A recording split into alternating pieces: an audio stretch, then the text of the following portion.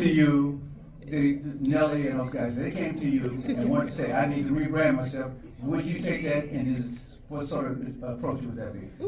So can I just say, That was a good question. Snoop doesn't have to rebrand himself. He doesn't have to rebrand himself. That's crisis management.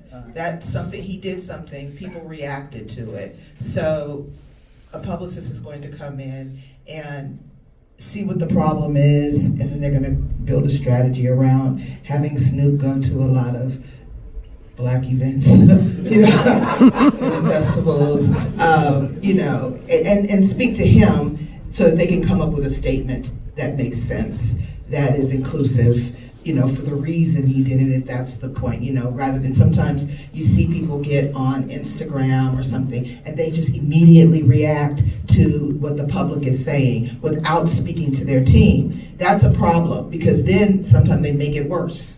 You know, they say something that does not solve the problem, that adds to the problem. So I say, you know, when people find themselves in that position, and I can tell you this, Snoop and Nelly, their teams knew there was going to be fallout from that. They didn't just go into that without already being prepared for what they were going to do and how they were going to handle that.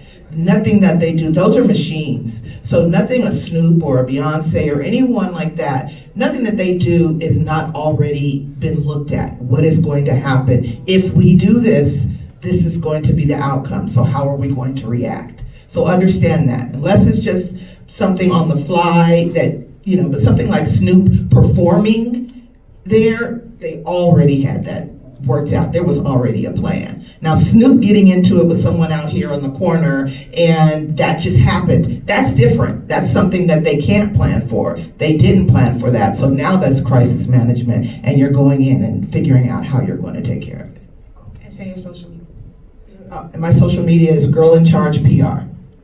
So at Girl in Charge PR. Yeah. My Instagram is Dion the Star. Mine is my last name and my first name. So,